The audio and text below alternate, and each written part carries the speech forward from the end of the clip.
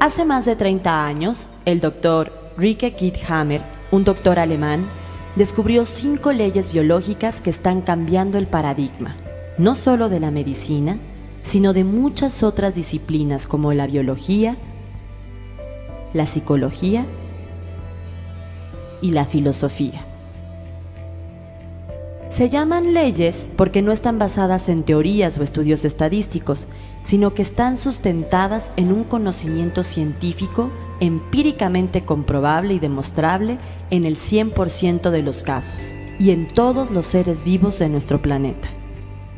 Las 5 leyes biológicas son una serie de conocimientos que conforman una nueva ciencia que está revolucionando la forma en cómo comprendemos los conceptos de enfermedad y de salud. Este conocimiento nos permite reconocernos en la experiencia de que detrás de cualquier enfermedad no hay nada incoherente o maligno, sino que existe un sentido biológico, un para qué lleno de significado. Una oportunidad para sensibilizarnos como los mamíferos que somos y reconectarnos con la naturaleza y el origen evolutivo del que todos provenimos. ¿Te gustaría poder actuar ya no de forma pasiva y temerosa ante las enfermedades, sino poder contar con un conocimiento que te permita tener una actitud más activa y responsable con tu propia salud? Te invitamos a conocer las 5 leyes biológicas en nuestras pláticas y talleres vivenciales. Te esperamos. Bioencuentros.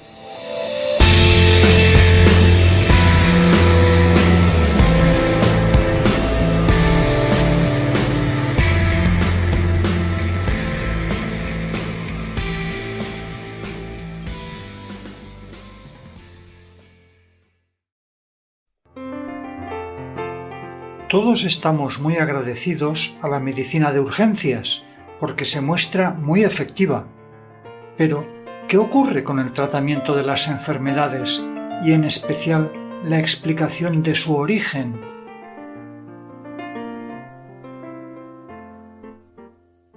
En esta serie de vídeos explicamos un modelo científico preciso para comprender el origen de las enfermedades. Esta comprensión nos permite usar otras formas de cuidarnos para una gran variedad de enfermedades, desde enfermedades banales como una irritación de garganta a enfermedades crónicas como la diabetes o graves como el cáncer. Le invitamos a ver esta serie de vídeos, aunque será probable que pase un cierto tiempo hasta que acabe de asimilar esta nueva forma de comprender la salud y la enfermedad. En este primer vídeo empezamos recordando que, hasta ahora, los tratamientos médicos no están dirigidos hacia la causa de las enfermedades, porque hay muchas enfermedades sin causa conocida o de la que solo hay sospechas. Además, se acusa a los virus y bacterias como causantes de enfermedades porque están presentes en ellas, pero esta explicación es como decir que la policía es la causa de los accidentes, dado que suelen estar allí donde hay un accidente. Que algo aparezca en un accidente no siempre quiere decir que lo haya causado. Y además, en análisis se ha encontrado que gente completamente sana tiene la misma cantidad de esos mismos gérmenes. Y aunque lleguemos a identificar una causa, todavía quedan preguntas sin resolver. Veamos unos ejemplos. Las molestias de la osteoartritis en la rodilla se alivian con una operación. Sin embargo, un famoso experimento del cirujano Bruce Moseley demostró que los resultados son idénticos si la cirugía es deliberadamente simulada. Esto se conoce como efecto placebo y plantea preguntas difíciles a la ciencia médica porque ¿cómo puede ser que se le aliviaran los síntomas sin haberle operado? Todos hemos creído saber desde pequeños cómo se forman las caries. Comemos azúcar que se queda entre los dientes, luego las bacterias se comen el azúcar y producen un ácido que ataca el esmalte, produciendo un agujero. Si las caries siempre ocurrieran por pares, entonces esta explicación sería plausible, pero este ácido se comporta de forma un poco rara, pues casi siempre solo daña un lado y no afecta al diente de al lado.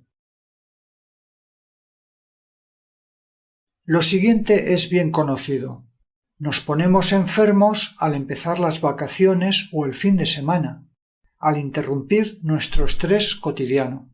Es lo que alguien llama enfermedad del ocio. Y siempre nos han explicado que el sistema inmune se debilita con el estrés y nos hace susceptibles a las infecciones, porque es incapaz de reaccionar a la llegada de bacterias y virus. Pero esta explicación es incorrecta, porque sería como decir que una horda de bárbaros asaltan un castillo que actualmente está indefenso, pero por alguna razón se abstienen de atacar y destruirlo hasta que los defensores han preparado una defensa. La obstrucción de vasos importantes se cita como la causa de los ataques al corazón, aunque hay estudios que demuestran que los vasos colaterales compensan cuando se producen tales obstrucciones, mostrando que hay una gran diferencia entre la teoría de los ataques al corazón y la realidad. Hay otra contradicción conocida con el nombre de paradoja de Peto. Los grandes mamíferos tienen muchas más células que los pequeños y, por lo tanto, teóricamente, deberían tener mayor frecuencia de tumores malignos, pero en la realidad no es así. Estas contradicciones anteriores aparecen en la etiología de muchas enfermedades. A menudo, la etiología de una enfermedad grave es algo como: el riesgo de caer gravemente enfermo de la enfermedad X es mayor si usted pertenece a un cierto grupo de edad y además fuma. Un sexo es de más riesgo que el otro. Los enfermos de Y son el doble de propensos a contraer X. El sistema inmune juega un papel importante y está, a su vez, influenciado por la dieta, el ejercicio y un sinnúmero de factores. Además, se cree o se ha comprobado que la genética también influye. También se dice que influye el lugar de residencia o demasiada poca exposición al sol. Un virus especial está implicado en el 90% de los casos de una variante específica de esta enfermedad. Con tantos supuestos y tan difícilmente controlables factores de riesgo, está claro por qué casi no hay tratamientos dirigidos hacia las causas de las enfermedades, y en cambio se tratan los síntomas con mucha intensidad y muchos efectos secundarios. Esta mujer, por ejemplo, ha sido diagnosticada de cáncer de seno por un tumor en sus glándulas mamarias. La sociedad actual piensa que es necesaria una actuación radical con quimio, radio y cirugía. En los siguientes vídeos veremos paso a paso cómo, conociendo la causa de la enfermedad y su evolución, aparecen por sí mismas nuevas perspectivas y opciones de tratamiento. Porque quizá hay leyes previsibles y precisas que explican la causa y evolución de cualquier enfermedad X, leyes que pueden ser comprobadas por cualquier afectado con poco esfuerzo y que nos libran de las contradicciones y ambigüedades que hemos visto antes. Le invitamos a descubrirlas en los vídeos que siguen.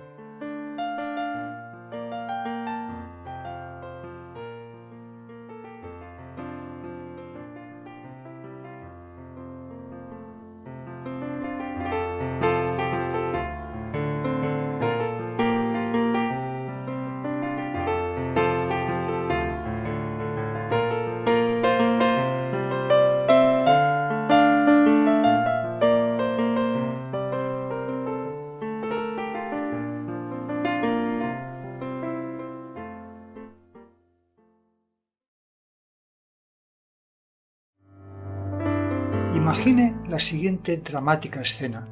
Disparan a su hijo. Después de una larga agonía durante meses, finalmente su hijo acaba muriendo en sus brazos. Poco después le diagnostican a usted un tumor maligno y usted siempre ha gozado de buena salud. ¿Relacionaría usted estos dos hechos? Este hombre era un médico especializado en medicina interna. Vivió una terrible experiencia cuando su hijo recibió un disparo y acabó muriendo, después de meses de agonía. Unas pocas semanas más tarde le diagnosticaron cáncer de testículos a este médico y el tratamiento resultó exitoso.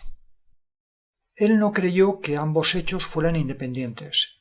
Sospechó que el shock por la desgracia de su hijo y su cáncer subsiguiente de alguna manera estaban relacionados, especialmente desde que su mujer, que también siempre había estado sana, desarrollara otro cáncer poco tiempo después. Como era médico en el departamento de oncología de un hospital de Múnich, pudo interrogar a cientos de pacientes de cáncer que le confirmaron sus sospechas. Estos cientos acabaron siendo decenas de miles de casos investigados, que culminaron en el descubrimiento de las 5 leyes biológicas que forman la base de su nueva medicina. Estas leyes proporcionan un enfoque completamente nuevo para explicar el cómo y el porqué de las enfermedades, es decir, qué cambios ocurren en el cuerpo, qué evolución siguen y por qué ocurren. Al principio pensó que estas leyes solo servían para el cáncer, pero luego con el tiempo se dio cuenta que sirven para entender el origen de la mayoría de síntomas y enfermedades, no solo en personas, sino también en animales. Antes de explicar este descubrimiento en los siguientes vídeos, es importante antes conocer un poco la historia de este médico. Desde el principio, la noticia de su descubrimiento corrió pareja a la historia de la muerte de su hijo. Recibió un disparo por alguien de la corte de un monarca que usó todos los medios para encubrir el hecho, ridiculizarle en los medios de comunicación, soborno, chantaje, amenazas de muerte. A pesar de todo esto, el doctor siguió investigando intensamente sobre su descubrimiento y enseguida se dirigió a sus colegas médicos y a la universidad, pues parecía ser un descubrimiento de proporciones inimaginables. La empatía y comprensión que estableció con sus pacientes fue justo lo opuesto de la forma desastrosa como informó al mundo sobre su descubrimiento, granjeándose muchos enemigos. Enseguida le acusaron no sólo de proponer una teoría completamente aislada, sino que incluso había incumplido el método científico y cometido muchos errores formales. Así, en vez de entusiasmo o interés, sólo se granjeó ser ridiculizado, rechazado y despedido. Nunca se llegó a realizar lo que él siempre quiso, la verificación de sus leyes por una comisión de científicos en un acto público, por las décadas de incomprensión mutua que siguieron. Solo hubo verificaciones de sus descubrimientos a pequeña escala, por varios grupos de médicos y hospitales.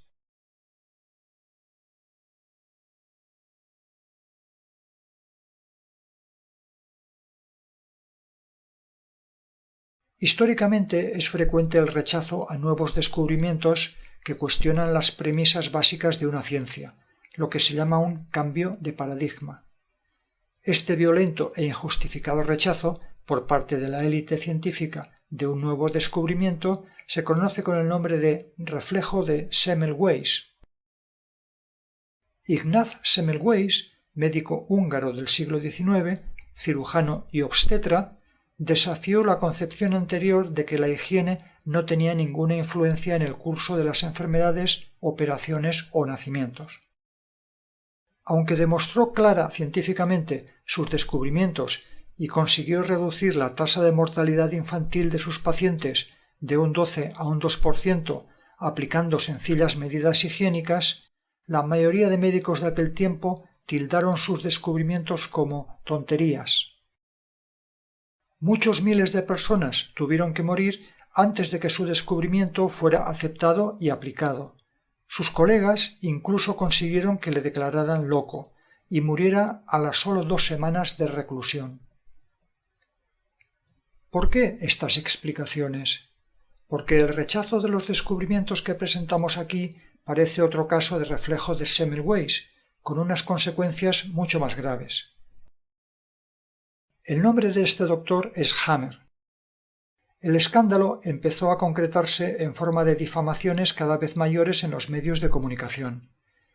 En esta vorágine, al tiempo que le inhabilitaban como médico y le encarcelaban, él hacía declaraciones más y más negativas, haciendo que la gente le viera como un loco y él se retirara al exilio. Esta imagen negativa del Dr. Hammer tiene la desafortunada consecuencia de etiquetar como locos a todos los terapeutas y médicos que usan sus descubrimientos, aunque ellos solo estén de acuerdo con sus 5 leyes biológicas y no con sus otras opiniones personales. Estas terribles experiencias es normal que afectaran al Dr. Hammer, y es comprensible que le hicieran cambiar su visión del mundo y la forma que él eligió para divulgar su descubrimiento, hasta el punto de dificultar hoy todavía la divulgación de su perspicaz descubrimiento de hace ya más de 30 años. Incluso si una persona está interesada por sus descubrimientos, a menudo se aparta del asunto al saber sobre las opiniones políticas e ideológicas del Dr. Hammer. Esto puede sonar a conspiranoico o incluso locura a mucha gente, pero, independientemente de que sea verdad o no, es comprensible si estudiamos su increíble vida. Además, las leyes descubiertas por el Dr. Hammer son ciertas independientemente de quién las descubriera. No importa si un descubrimiento fue hecho por el profesor X o por el profesor Y, o si el descubridor engañaba a su mujer o se hurgaba la nariz cuando no le veían, todo esto no importa en el descubrimiento. Por ello, la mejor manera de empezar es enfocado solo en los descubrimientos del Dr. Hammer, sus 5 leyes biológicas, su nueva medicina, abreviadas 5LB, que vamos a exponer a continuación, porque cualquiera puede verificarlas con un pequeño esfuerzo, mientras que el resto de aseveraciones controvertidas del Dr. Hammer sobre temas no médicos son difíciles de verificar por su ambigüedad.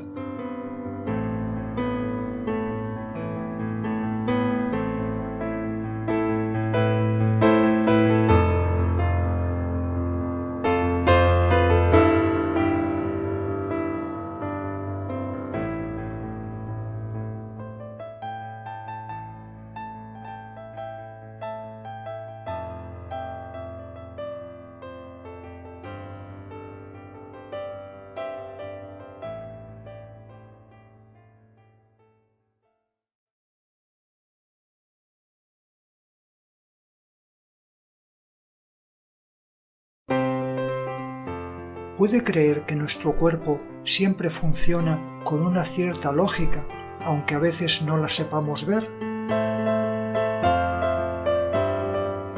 El cuerpo va respondiendo continuamente a las circunstancias, a lo que le pedimos. Por ejemplo, si nos ponemos a correr, sudaremos y nuestro corazón empezará a latir más rápido. Si nos ponemos al sol, nos pondremos morenos. Si hacemos ejercicios de musculación, incrementaremos nuestra masa muscular. Sin embargo, hay otros cambios orgánicos o funcionales en el cuerpo que llamamos enfermedades, a los que hasta ahora nadie les había encontrado ninguna lógica.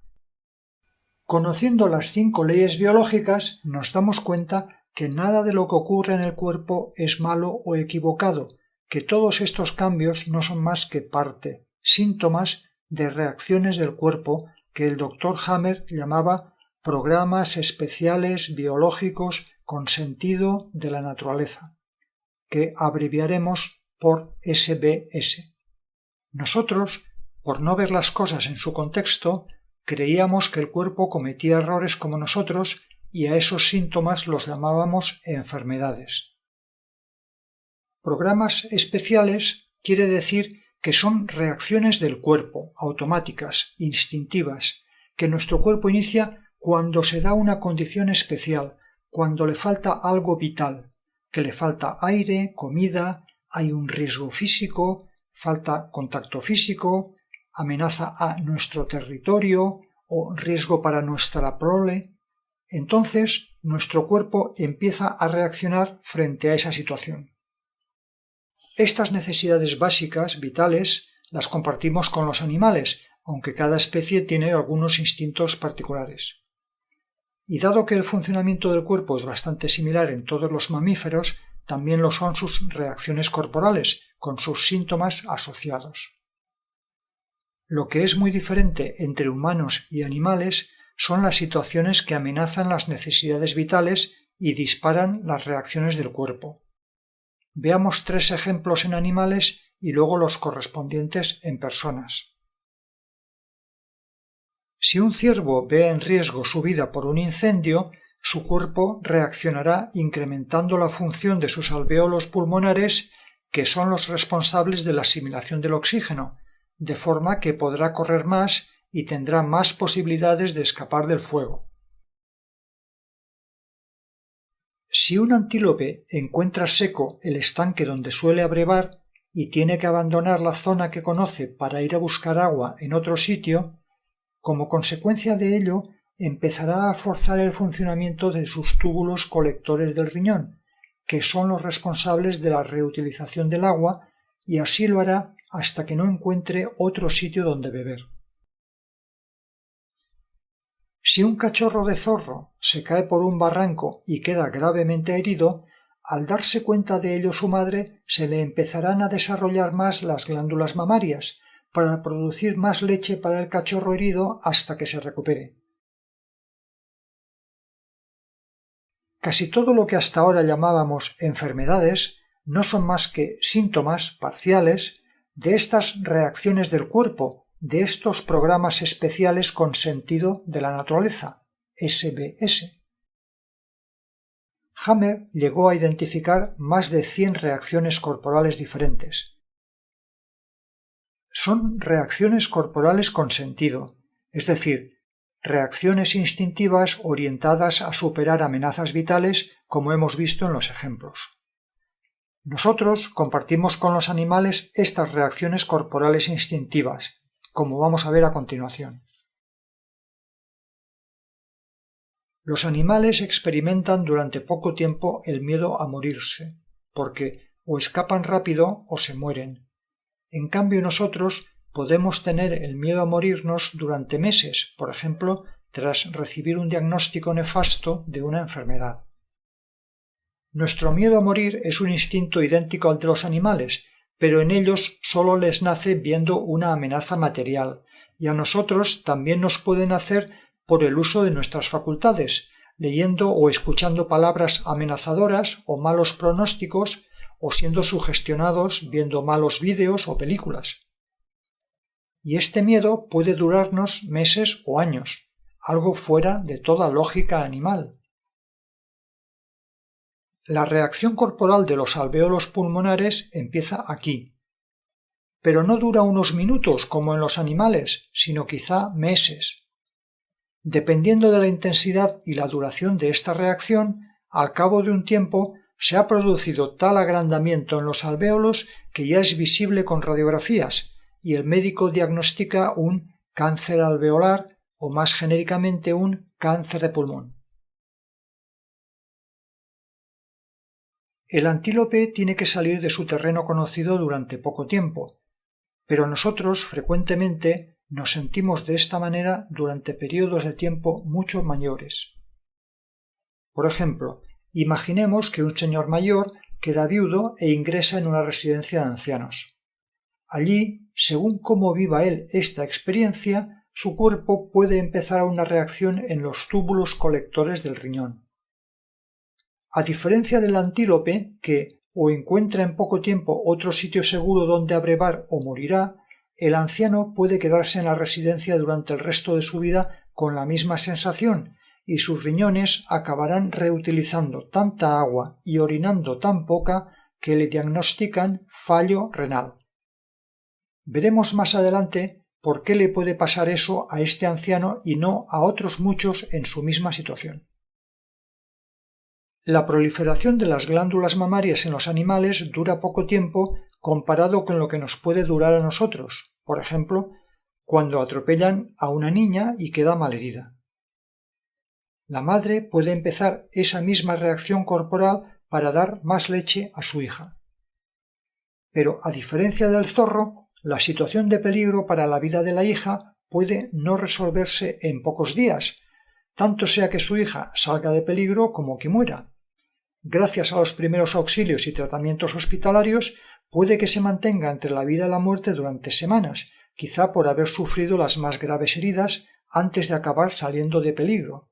En ese caso, la reacción de las glándulas mamarias puede durar semanas, formando lo que llaman un tumor y ser diagnosticado un genérico cáncer de seno. Pero antes de que nadie se preocupe innecesariamente, hay que decir que no siempre una herida o enfermedad de un hijo produce ese efecto, porque es necesario que se den otras condiciones que veremos en el vídeo siguiente. El cuerpo reacciona haciendo lo que, con su lógica animal, entiende que es lo mejor para superar una difícil situación. Solo si la mujer, en el caso de esta reacción, persiste durante meses en su preocupación por su hija, la proliferación celular llega a formar un tumor. Las reacciones corporales instintivas son inicialmente la mejor respuesta del cuerpo, aunque el rápido desarrollo de nuestra civilización cada vez más nos lleva al hecho de que las reacciones corporales no sirven para solucionar las situaciones y así se convierten en problemas que llamamos enfermedades. El Dr. Hammer enunció esto en su quinta ley, que dice que las enfermedades no son más que síntomas, partes de reacciones corporales instintivas, animales, con un sentido beneficioso para los animales, como hemos visto. De todo lo que se creía antes, como tumores malignos o células locas, no queda nada. Solo vemos reacciones sensatas de nuestro cuerpo que, con su lógica y funcionando durante largo tiempo, producen cambios orgánicos que antes se consideraban como malignos, dañinos o defectuosos.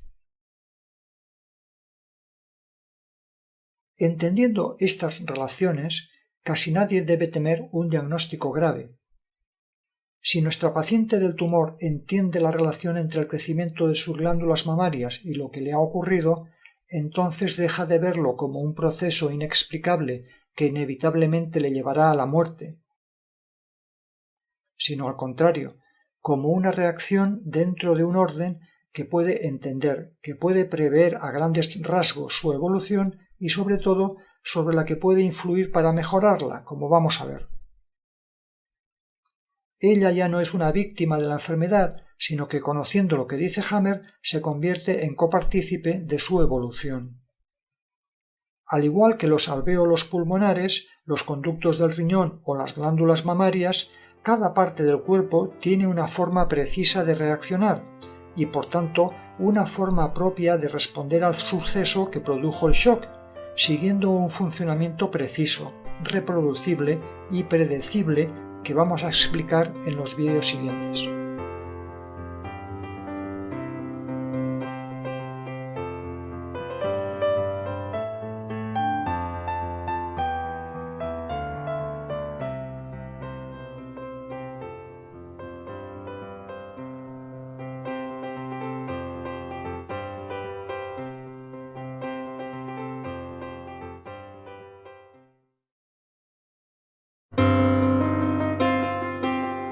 ¿Cómo empiezan los SBS?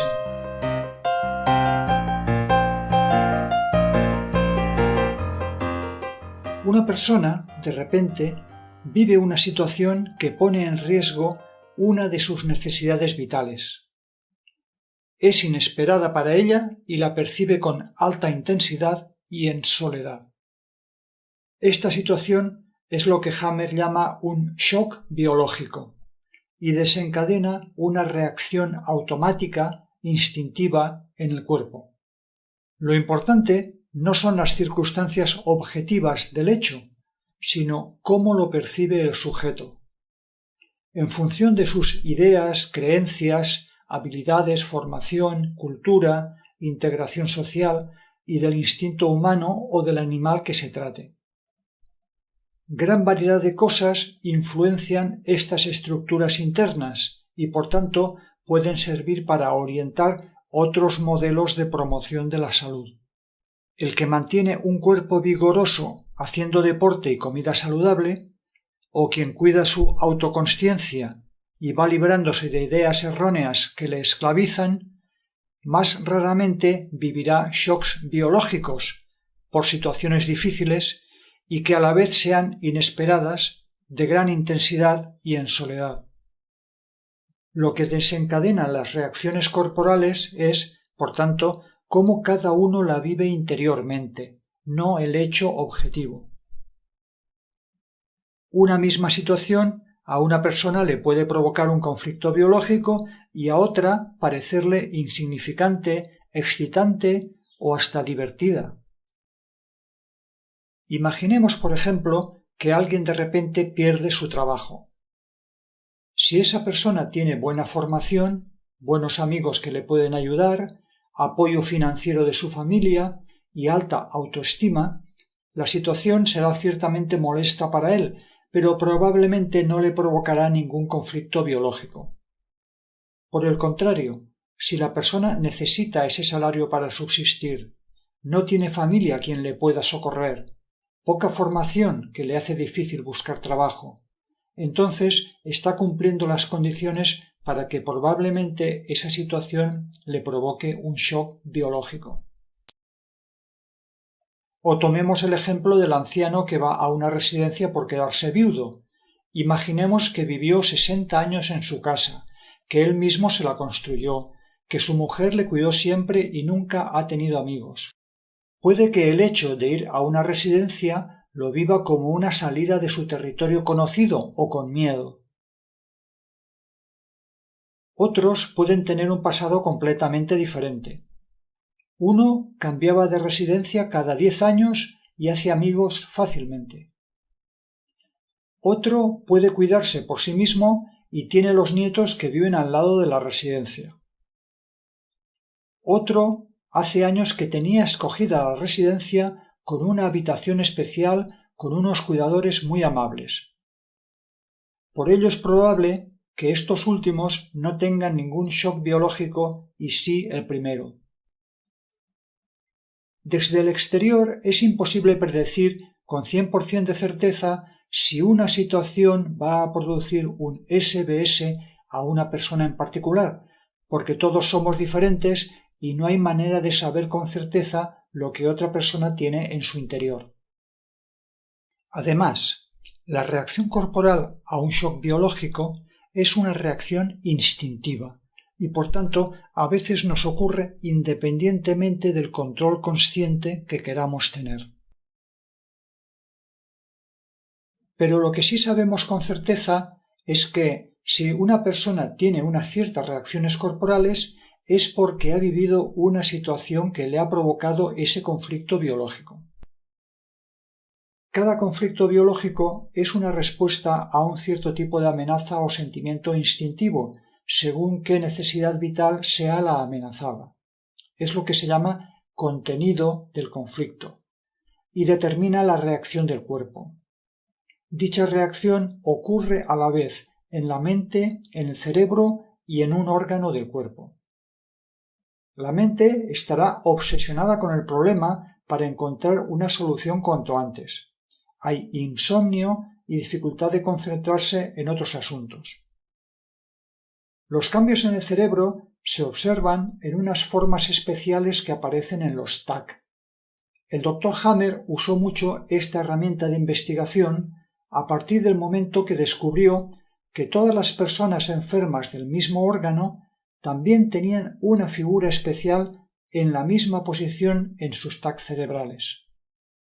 A estas figuras especiales se les conoce como focos de Hammer y, durante la fase de conflicto activo, aparecen con forma de diana, unos círculos concéntricos que tienen su centro en un punto del cerebro específico para cada órgano. Dependiendo del órgano y tejido afectado, hay un aumento o disminución de su función, que produce un aumento o disminución de las células del órgano. Hay siempre una correspondencia entre el órgano y el contenido del conflicto. Por ejemplo, la mucosa de la vejiga es sensible y nos dice cómo de llena está la vejiga. Esto lo usan los animales para marcar su territorio. Si el contenido del conflicto es un problema con la mucosa de la vejiga, es que el enfermo está inseguro de cuáles son los límites de su territorio o hasta dónde los puede marcar y ser respetado. El territorio puede ser un apartamento, el cónyuge, el lugar de trabajo, un club social, un auto, etc. Los músculos voluntarios sirven para hacer trabajos físicos, mover cosas de un sitio a otro. El contenido del conflicto cuando están afectados los músculos es, por tanto, no sentirse con suficiente fuerza para mover algo. El sentimiento aquí es de haber fallado en conseguir algo percibido como importante por falta de fuerzas. Los síntomas psíquicos aparecen al producirse el shock. En cambio, puede llevar semanas o incluso meses hasta que se perciban los cambios orgánicos. Con o sin este retraso, ambos tienen su origen en el shock biológico. Cuando, por efecto de un shock, tenemos alteraciones psíquicas, orgánicas o funcionales, es perder el tiempo luchar contra estos síntomas, contra las consecuencias. Hemos de encontrar y resolver la raíz del problema, el shock biológico. No es posible solo olvidarse del problema. Además, los síntomas en la mente, cerebro y órgano evolucionan paralelamente, lo que permite seguir más fácilmente la evolución, pues tenemos tres fuentes de información. De esta forma, si 1000 pacientes tienen un tumor en el hígado, podemos deducir que también estará el foco de Hammer en el tronco cerebral de esos 1000 pacientes, centrado en el punto de control del hígado, y un sentimiento y comportamiento obsesionado con morirse de hambre en todos ellos, que es lo que Hammer llama el contenido del conflicto. Si vemos un foco de Hammer en el punto del hígado del TAC del tronco cerebral, entonces sabemos que hay un tumor en el hígado y miedo a morirse de hambre. Teóricamente también deberíamos ser capaces de deducir los otros dos síntomas a partir del estado mental, pero por su naturaleza invisible es más fácil que nos lleve a errores. Todo esto está enunciado en su primera ley biológica, que dice: cada reacción corporal, SBS, empieza por un shock biológico, intenso, vivido en soledad. Este shock no es algo puramente psicológico, un mero disgusto mental, es algo que dispara una respuesta instintiva, profunda de nuestro cuerpo. Según la necesidad vital puesta en peligro, que dispara la respuesta instintiva, se producirá una u otra reacción corporal. Los síntomas de la respuesta corporal siempre evolucionan paralelamente en el órgano, en el cerebro y en la mente. Hasta ahora no teníamos explicaciones plausibles de por qué le ocurría esa enfermedad a esa persona en ese momento. Nos preguntábamos: ¿por qué yo? ¿Por qué ahora? ¿Por qué esto? Y nos aplicaban remedios y terapias contra los síntomas casi independientemente de nuestras circunstancias personales. Conociendo la primera ley biológica y las reacciones corporales, ahora nosotros y nuestra paciente del tumor entendemos exactamente por qué yo, por qué ahora, por qué esta enfermedad. Hay todavía algunos temas por aclarar, como la lateralidad de los síntomas, es decir, por qué ocurren en un lado del cuerpo u otro. Esto se explica en otro lugar. Hasta este momento, sin embargo, la paciente del tumor no sabe todavía que hay nuevas y formas más dirigidas de tratar con su problema, de forma que pueda recuperarse cuanto antes. En el siguiente vídeo vamos a exponer cómo se desarrollan las reacciones corporales, lo que nos dará unas primeras ideas sobre lo que puede hacer esta paciente.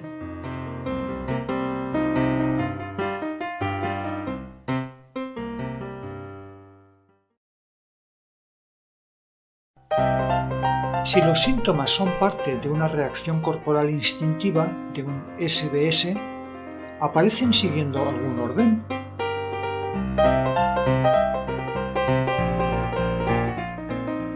Hammer dice en su segunda ley: todo SBS tiene dos fases, siempre que se alcance la segunda resolviendo el shock biológico. Junto con la alternancia diaria de día-noche, el cuerpo también cambia entre un estado activo y pasivo de recuperación. Los SBS empiezan con una primera fase llamada de conflicto activo. La persona está en un estado de alerta, de tensión, a toda hora del día y de la noche. Así, la persona duerme poco, se siente con mucha energía y ganas de actuar. Como ya hemos visto, tiene la mente ocupada con un pensamiento obsesivo. Aparece en el TAC del cerebro un foco de Hammer, sin producir ninguna molestia. Y hay cambios funcionales en un órgano. Nuestra paciente del tumor, con su hija atropellada por un auto, estará todo el día pensando en su hija y cómo puede ayudarla. En su TAC cerebral aparecerá un foco de Hammer a un lado del cerebelo y en su cuerpo una o más glándulas mamarias empezarán a funcionar más. Imaginemos que su hija resultó muy mal herida, pasó semanas con riesgo de muerte y solo acabó de curarse después de algunos meses. Durante ese tiempo, su madre se mantuvo en un estado de conflicto activo con una intensa preocupación. Sus glándulas mamarias fueron proliferando durante toda la fase de conflicto activo. La masa de células resultante es lo que llamamos tumor. Cuanto más dure la fase de conflicto activo, mayor será el tumor. Todavía no se sabe por qué el tumor se produce en una glándula mamaria y no en todas. Puede consultar la referencia 2. Por tanto, no hay células malignas que busquen dañarnos, sino una reacción corporal con su lógica que hacemos que funcione demasiado tiempo. Además, no siempre se produce proliferación celular durante la fase de conflicto activo, sino que también puede darse necrosis, pérdida de células, como veremos en el siguiente vídeo. Si se soluciona el conflicto, se pasa a la fase de recuperación. Estamos contentos, relajados o incluso eufóricos, ya que se ha resuelto la situación estresante. El foco de Hammer aparece diferente en el TAC, produciéndose una inflamación en esa zona del cerebro que, dependiendo de su tamaño, puede producir síntomas como dolor de cabeza, náuseas, problemas funcionales como parálisis, etc. En el cuerpo se invierten los cambios que se produjeron en la fase de conflicto activo, produciendo generalmente inflamaciones. Por ejemplo, cuando el tejido generado se descompone o se compone nuevo tejido. La mayoría de enfermedades cotidianas como resfriados, tos, irritaciones de garganta, etc., son síntomas de esta fase, ya que nos sentimos enfermos, tenemos fiebre, estamos débiles y con necesidad de recuperarnos. Hacia el final del proceso se forman cicatrices y otros síntomas. En nuestro ejemplo, cuando la hija salga de peligro, la madre estará cansada pero mentalmente relajada, tranquila. El foco de Hammer se inflamará y podrá causar problemas de espacio en la caja craneal.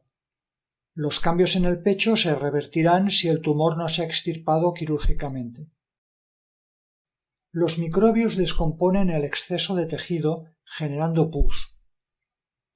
Si la duración de la fase de conflicto activo es muy larga, la cantidad de pus que se genera será grande y producirá problemas. Completada la descomposición, quedará una cicatriz, que también puede dar problemas según su tamaño.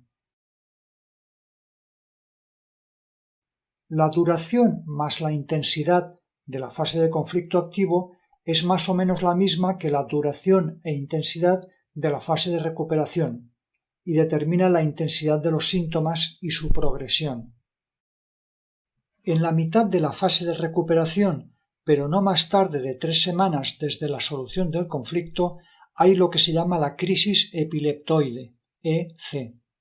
que es cuando se alcanza la mayor intensidad de los síntomas, en particular la inflamación. A partir de ese momento avanza la cicatrización y disminuyen otros síntomas como la inflamación. La crisis epileptoide es un momento especial en el que el cuerpo, por poco tiempo, vuelve a funcionar como en la fase de conflicto activo y, dependiendo del órgano afectado, puede durar entre unos segundos y unas pocas horas. En la mayoría de los SBS, esta crisis pasa desapercibida. En algunos casos produce síntomas que pueden ser fuertes e incluso fatales y que son diagnosticados como crisis epiléptica, ataque al corazón o ataque de asma. Hasta ahora hemos explicado una evolución sencilla de un SBS, que es más bien una excepción en los humanos. En nosotros lo más frecuente son las recaídas. Como la gente ahora vive sin controlar sus instintos de forma bastante rígida e incapaz de cambiar, los SBS se repiten y repiten durante años. Por ejemplo, cuando tenemos shocks por trabajar con un empleado, jefe o cliente que nos disparan la fase de conflicto activo hasta que llegan las vacaciones o el fin de semana.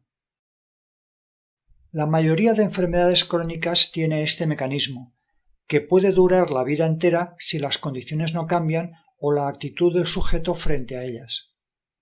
En esos casos en que se está reentrando continuamente en la fase de conflicto activo, es difícil o imposible prever la duración de la fase de recuperación. ¿Para qué sirve saber que los SBS tienen dos fases? Hasta ahora hemos descontrolado mucho nuestros instintos, resultando en largas fases de conflicto activo y por tanto grandes síntomas. Ahora, con este nuevo conocimiento, los pensamientos obsesivos pueden avisarnos de que estamos en la fase de conflicto activo mucho antes de que nos enteremos por los síntomas orgánicos, y así intentar hacer algo para resolver el conflicto cuanto antes y todos los síntomas sean menos problemáticos.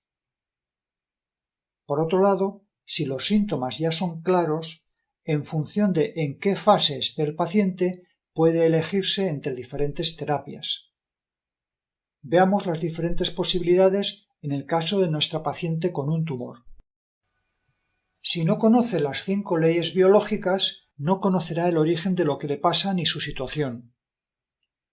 Como la medicina oficial tampoco lo sabe y tampoco sabe por qué se producen lo que llaman remisiones espontáneas, entonces recomienda quimio, radio y cirugía, con resultado de largo sufrimiento, desfigurar a la mujer y frecuentemente una muerte prematura. Como mucho le hacen una cirugía conservadora, pero queda la ansiedad por el miedo a nuevos tumores o metástasis, como ocurre con el tratamiento hormonal.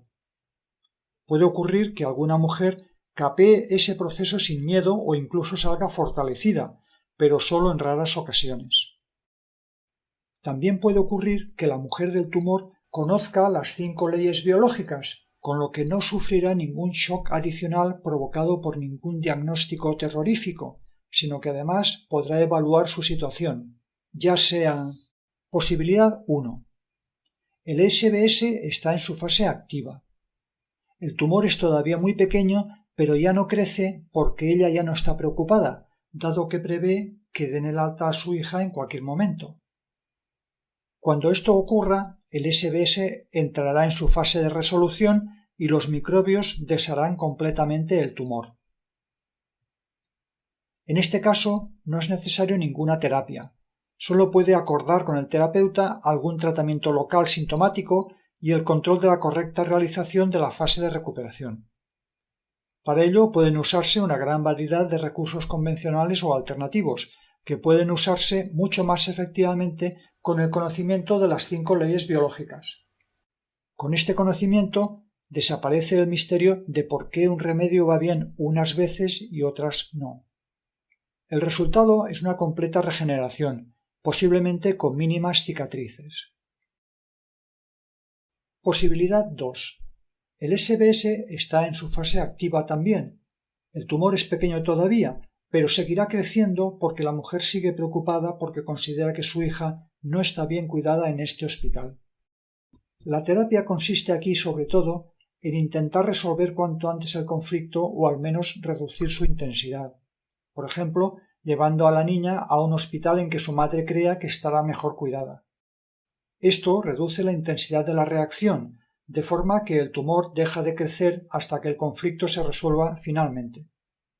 Aquí, como en el caso anterior, no es necesaria ninguna terapia, solo el control del avance de la reacción del cuerpo.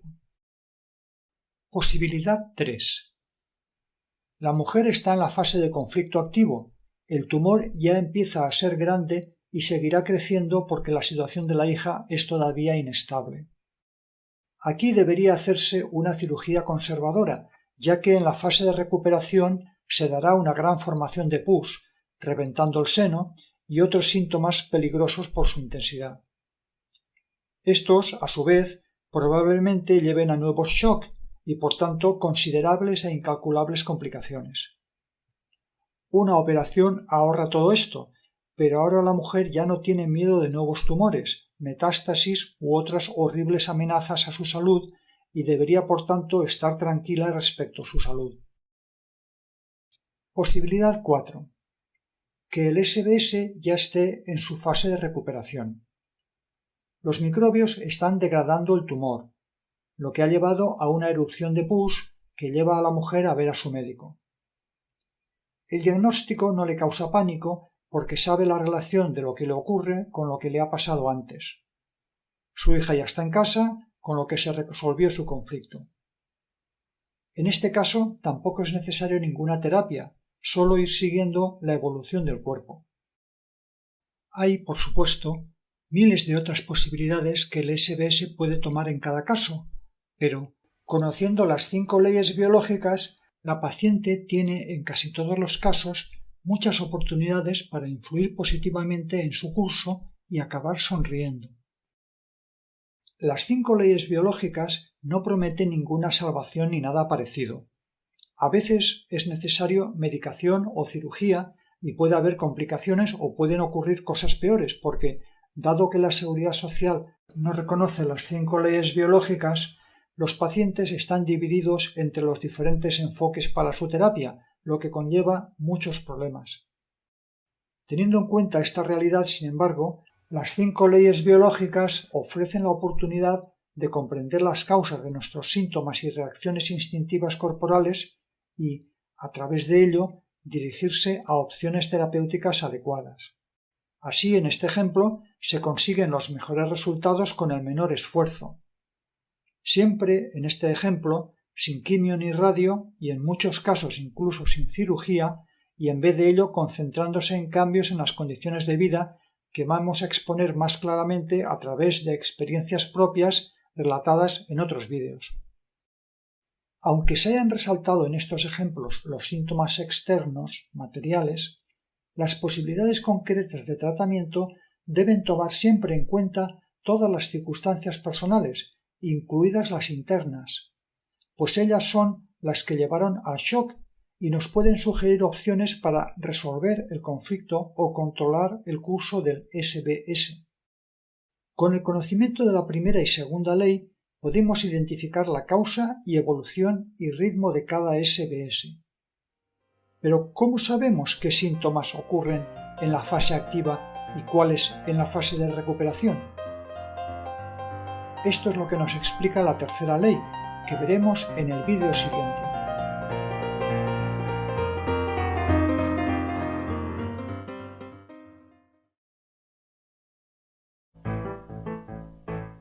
¿Hay algo que ponga orden en la gran variedad de enfermedades y síntomas?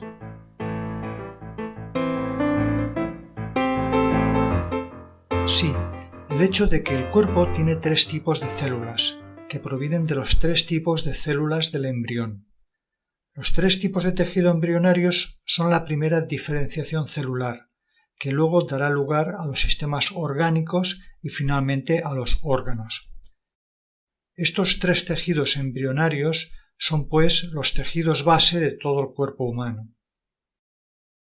Es decir, Cada tejido del cuerpo proviene de uno de los tres tejidos embrionarios: endodermo, mesodermo y ectodermo.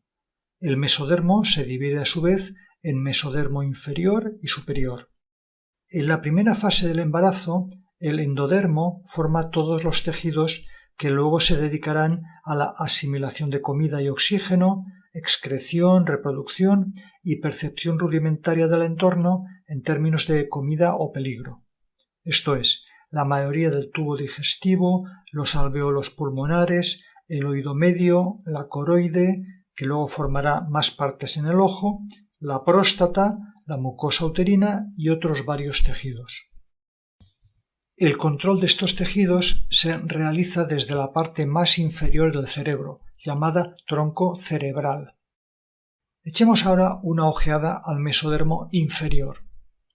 Los tejidos que provienen de él son los dedicados a funciones de protección propia y de cuidado de los demás, como la dermis, el pericardio, la pleura, el peritoneo, la cubierta de los nervios, las glándulas sebáceas, sudoríparas y mamarias. Estos tejidos se controlan desde el cerebelo. El mesodermo superior es el origen de los tejidos dedicados a la sustentación y sujeción, proporcionando estabilidad, flexibilidad, fuerza y rendimiento. Son todos los huesos, músculos voluntarios, tendones, ligamentos, la dentina de los dientes, la sangre y el sistema linfático.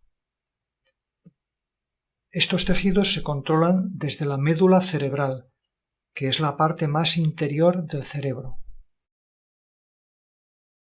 Los tejidos derivados del ectodermo son los dedicados al contacto con el mundo exterior y la interacción y formación de la jerarquía entre los individuos de la misma especie. Estos incluyen la epidermis, los nervios, el esmalte dental, varias membranas, gran parte de los órganos de los sentidos y de regulación de hormonas sexuales. Todos estos tejidos y funciones se dirigen desde el córtex cerebral. ¿Para qué toda esta larga explicación de los tejidos embrionarios y su desarrollo en el vientre de su madre? Porque todos los tejidos provenientes del mismo tejido embrionario se comportan de igual forma durante los SBS. Los diferentes tipos de tejidos responden solo de dos formas ante un cierto shock biológico, y luego veremos que cada tejido siempre responde de la misma forma. Primera, la función del tejido celular se incrementa en la fase de conflicto activo. Por ejemplo, las glándulas salivares y producen más saliva. Después de la resolución del conflicto, la función se reduce, de forma que al final de las dos fases se ha restablecido la función normal. Segunda, aquí la función del tejido celular primero se reduce durante la fase de conflicto activo y luego se incrementa cuando el conflicto ha sido resuelto. Como ejemplo, en la epidermis, esto produce menos sensibilidad o incluso entumecimiento en la primera fase. Al final, como en el caso anterior, se normaliza la función de la epidermis. Es decir, que las respuestas son exactamente opuestas en ambas formas de reaccionar. Los tejidos que pertenecen al endodermo o mesodermo inferior responden de la primera manera. Los tejidos que pertenecen al ectodermo o mesodermo superior responden de la segunda forma. Consideremos la piel, por ejemplo. Consiste en varias capas de tejido y otras cosas, como el pelo y las glándulas sudoríparas y sebáceas, que provienen de diferentes tipos de tejidos embrionarios, con lo que tendrán comportamientos opuestos en sus SBS. Por ello, no hay solo un tipo de reacción para toda la piel, sino que hay que investigar en detalle qué tejido en particular es el afectado. Consideremos la parte más externa de la piel, la epidermis. Por su alta sensibilidad, su función es percibir la cercanía y el contacto. Si, por ejemplo, un cachorro es separado de su madre en el campo, rápidamente será alimento de un predador, por lo que en su instinto está grabado que mantener el contacto es fundamental para su supervivencia. Por ello, la pérdida de contacto o incluso un contacto no deseado puede producir un shock que se manifieste en la epidermis. Si en el hospital a un recién nacido se le separa de repente de su madre, puede fácilmente vivir eso como un shock y disparar la reacción en la epidermis. En la fase de conflicto activo, la epidermis se entumece, queda seca y quebradiza como consecuencia de la reducción funcional y su consecuente reducción celular. Después de un tiempo, si se resuelve el conflicto y vuelve el contacto, la epidermis aumentará su producción de células y función. En ese periodo estará hipersensible, inflamada, enrojecida y dolorosa, acabando con picores. Solo la intensidad y duración de la reacción corporal y si tiene recaídas continuas o no es lo que determina si el diagnóstico de la medicina convencional es de hiperestesia, eczema, dermatitis, neurodermatitis, etc.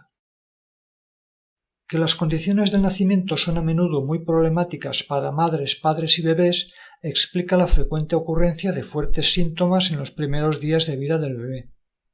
Muchas mujeres que conocen las 5 leyes biológicas o que intuitivamente se dan cuenta de lo problemático de los métodos habituales de dar a luz, hacen sus embarazos y nacimientos de forma significativamente diferente que antes.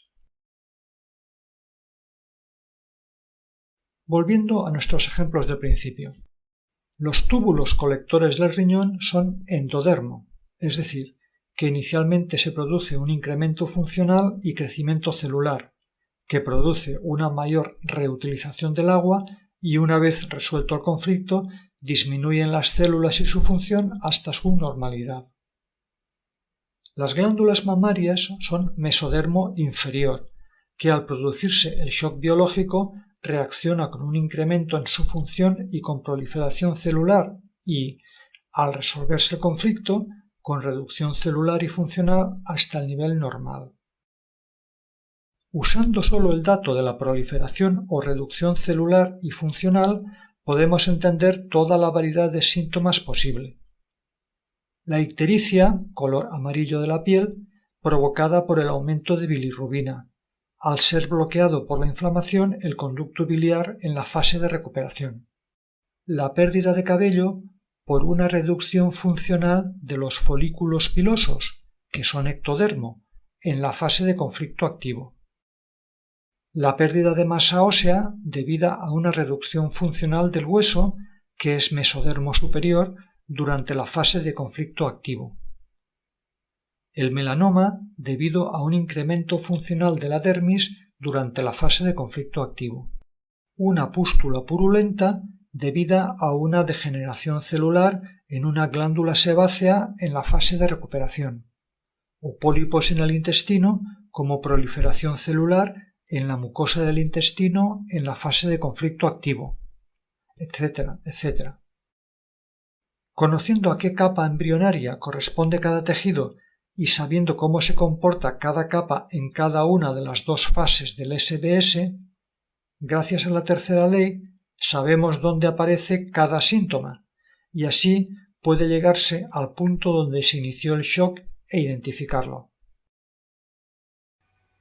Si, por ejemplo, una persona tiene conjuntivitis, sabemos o podemos buscar que esa parte pertenece al ectodermo, por lo que sabemos que el SBS está en la fase de solución, que es cuando se revierte la previa disminución celular y se producen las inflamaciones. Así que está claro que acaba de resolver un conflicto en la conjuntiva y que puede descubrirse preguntándole.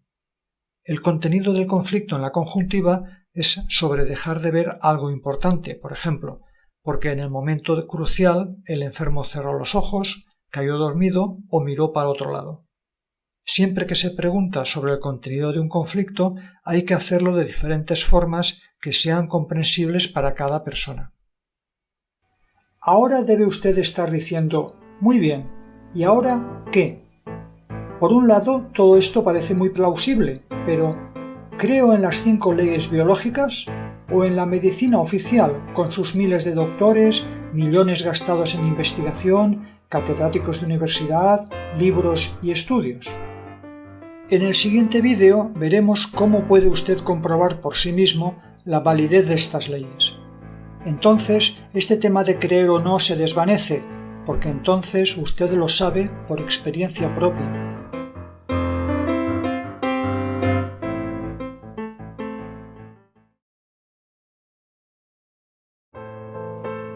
Todo esto está muy bien, pero ¿debo confiar en las 5 leyes biológicas o en la medicina oficial, con sus miles de médicos, millones que gastan en investigación, catedráticos, libros y estudios? En este último vídeo veremos varias formas de comprobar las leyes biológicas y al final le explicaremos cómo puede seguir profundizando en el tema. Como pacientes de la medicina oficial, no tenemos manera de verificar si cumplimos con lo que nos dicen que son las causas de nuestra enfermedad, porque son causas invisibles o aleatorias, virus, bacterias, genes, nada que podamos comprobar por nosotros mismos. Podemos dar un beso a alguien con una enfermedad infecciosa, tocar con la mano los pies de alguien con hongos, pie de atleta, dejar de cepillarnos los dientes durante años, quedarnos al aire libre en invierno vestidos solo con pantalones cortos y una camiseta. Y aunque no enfermemos por ello, con ello no estaremos refutando las teorías oficiales, porque hay tantas. Las 5 leyes biológicas, en cambio, permiten verificar lo que dice de muchas maneras, al tiempo que ofrece importantes ventajas sobre la medicina oficial. Las alergias requieren larguísimos tratamientos o largos procesos de desensibilización. Con las 5 leyes biológicas, las alergias normalmente se resuelven al instante si hay algo específico que las dispara y se conoce cómo se produjo el shock inicial. A menudo nos ha sorprendido la repetición irregular de síntomas y hemos respondido con ansiedad, tomando medicamentos contra algo aleatorio, un defecto genético o enemigos microscópicos. Ahora podemos predecir esos síntomas con una precisión del día o la hora, una vez que identificamos su origen, y además, al tener menos ansiedad, podemos evitar más fácilmente su repetición. Antes se consideraba que estar sano o enfermo era cuestión de buena o mala suerte, porque no había manera de predecir las enfermedades. Ahora, sabiendo que estamos en un cierto conflicto activo, sabemos qué síntomas nos aparecerán durante la fase de curación y su crisis epileptoide. Antes, algunos síntomas graves eran considerados como desgracias, y como tales requerían ayuda médica, que con medicamentos y otros tratamientos restauraran la salud. Ahora, cuando nos ocurren síntomas de la fase de curación, podemos verificar si acabamos de resolver un shock específico recientemente. Así, conociendo la evolución predicha por las leyes de Hammer, podemos predecir la duración de los síntomas y no necesitar ayuda médica de ningún tipo. Y también podemos aliviar los síntomas de la fase de curación con medicamentos u otros remedios, entendiendo que las medicinas no nos están curando de nada, ni luchan contra ningún enemigo, sino que sólo alivian o ralentizan los síntomas de curación.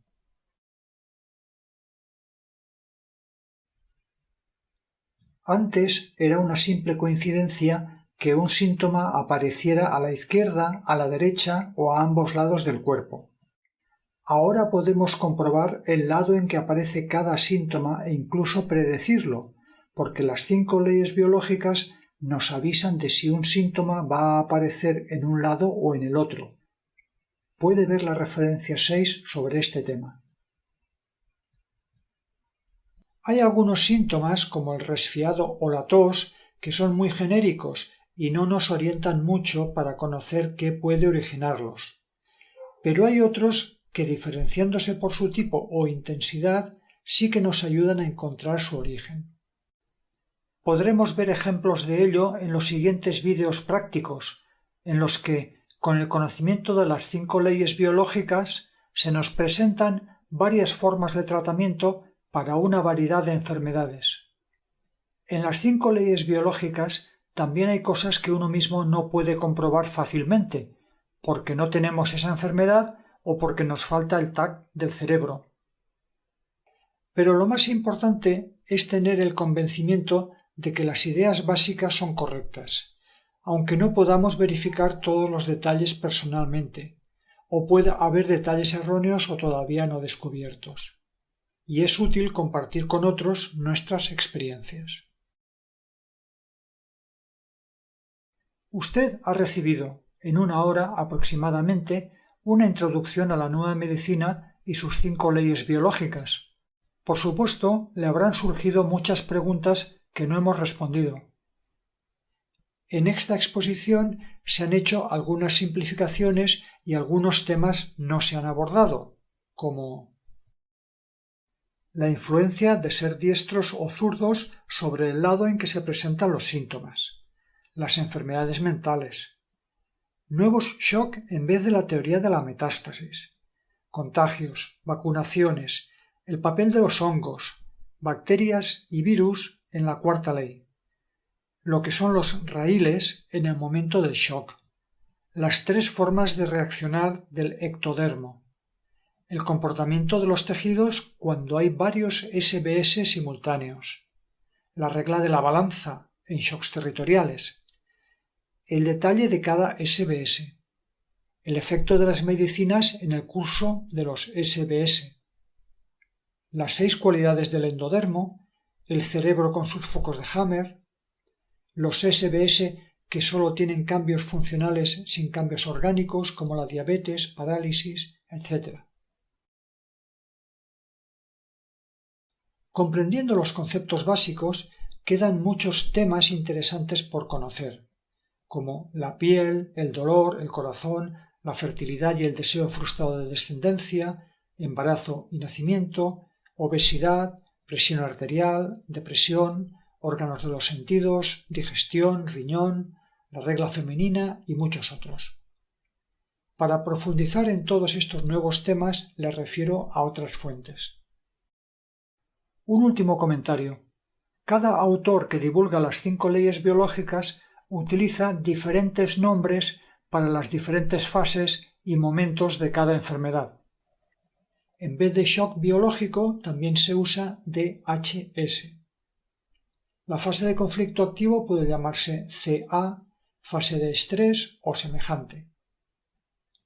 En vez de fase de recuperación, PCL, con una PCLA antes de la crisis epileptoide y una PCLB después, o llamarla fase de reparación o de curación. La crisis epileptoide se nombra también epicrisis o EC. En vez de mesodermo inferior y superior, el Dr. Hammer usaba antiguo y nuevo mesodermo. Ya tiene todo lo que necesita para seguir profundizando. Gracias por ver estos vídeos y su interés en el tema.